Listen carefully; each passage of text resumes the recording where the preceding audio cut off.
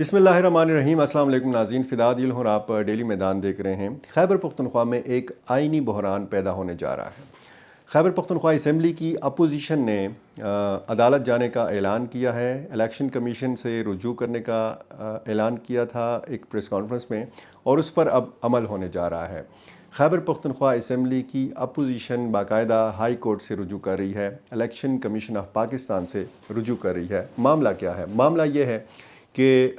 جو ایک فیصلہ ہوا تھا مخصوص نشستوں کے حوالے سے، اور اپوزیشن جماعتوں کو جو 24 مخصوص نشستیں خیبر پختونخوا اسمبلی میں اپوزیشن جماعتوں میں تقسیم ہوئی ہیں، اگلا جب اجلاس ہوگا، بجٹ اجلاس ہوگا، تو اس میں یہ لازمی ہوگا کہ پہلے اجلاس میں نئے ممبرز جو ہیں، جن کا باقاعدہ notification election commission of Pakistan کی جانب سے جاری کیا جا چکا ہے، یہ نئے ارکان جو ہیں یہ حلف اٹھائیں گے۔ یہ حلف روکنے کے لیے خیبر پختونخوا اسمبلی کا اجلاس روکا گیا ہے۔ خیبر پختونخوا اسمبلی کا اجلاس جس کے انعقاد کی سمری جو ہے وہ 18 مارچ کی تیار کی گئی تھی، لیکن اب وزیر اعلیٰ خیبر پختونخوا کے احکامات پر یا پارٹی کے اندر اس حوالے سے مشاورت ہوئی ہے کہ کیسے ان مخصوص نشستوں پر جو نئے ارکان ہیں ان کو روکا جائے، کیونکہ پاکستان تحریک انصاف یہ معاملہ لے کر سپریم کورٹ جا رہی ہے، اس معاملے کو لٹکایا جائے۔ اب اپوزیشن جماعتوں نے یہ کہا ہے کہ الیکٹورل کالج جو ہے یہ مکمل نہیں ہے سینٹ الیکشن کے لیے، جب سینٹ الیکشن ہوگا تو نامکمل ایوان سے یہ جو پولنگ کا عمل ہوگا یہ پھر غیر قانونی ہوگا، یہ ہم نہیں ہونے دیں گے۔ آئینی بحران یہ پیدا ہونے جا رہا ہے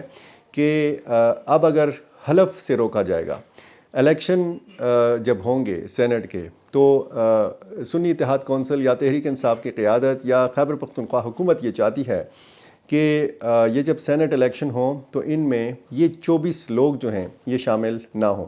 30 مخصوص نشستیں ہیں خیبر پختونخوا اسمبلی میں، اور 145 کا ایوان ہے۔ 113 جنرل نشستوں پر جو ہے الیکشن ہوا تھا، اور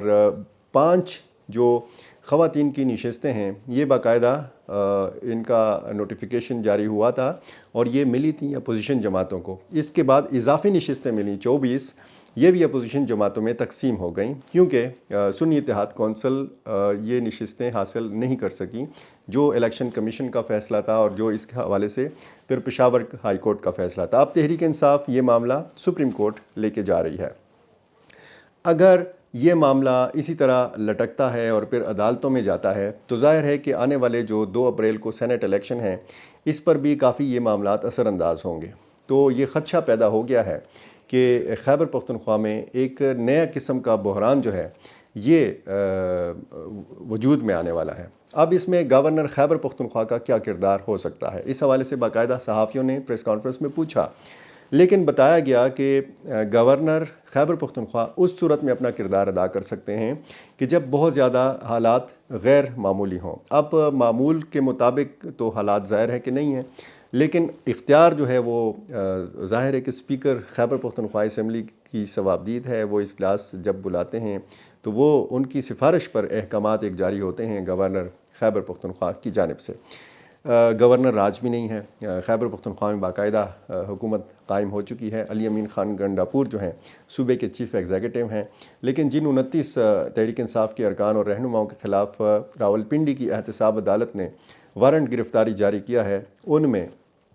علی امین خان گنڈاپور کا نام بھی شامل ہے۔ 9 مئی کو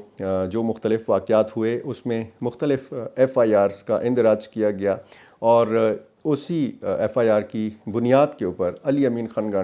گنڈاپور کا نام بھی ان لوگوں میں شامل ہے کہ جن کے خلاف گرفتاری کا وارنٹ جاری کیا گیا۔ اب بیرسٹر سیف کا یہ کہنا ہے، جو خیبر پختونخوا حکومت کے ترجمان ہیں، کہ یہ بالکل جعلی مقدمات ہیں اور ان وارنٹ گرفتاری کے بھی کوئی حیثیت نہیں ہے۔ ایک اور دلچسپ بات بیرسٹر سیف نے کی ہے کہ انہوں نے یہ مطالبہ کیا ہے کہ اگر پنجاب حکومت سیکیورٹی نہیں دے سکتی اڈیالہ جیل کو، تو پھر عمران خان کو خیبر پختونخوا کی کسی جیل میں ڈالا جائے۔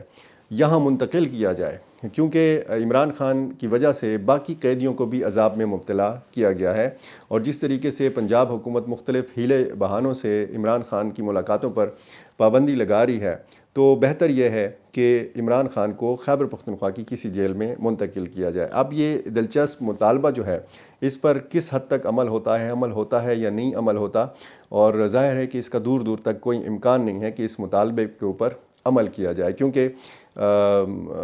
یہ حکومت یہ نہیں چاہے گی کہ عمران خان خیبر پختونخوا کی کسی جیل میں سہولت کے ساتھ رہیں۔ تو یہ خیبر پختونخوا کے حوالے سے تازہ ترین اپڈیٹس تھیں، جو بھی نئی صورتحال آئے گی میں آپ کے سامنے رکھنے کی کوشش کروں گا۔ بہت شکریہ۔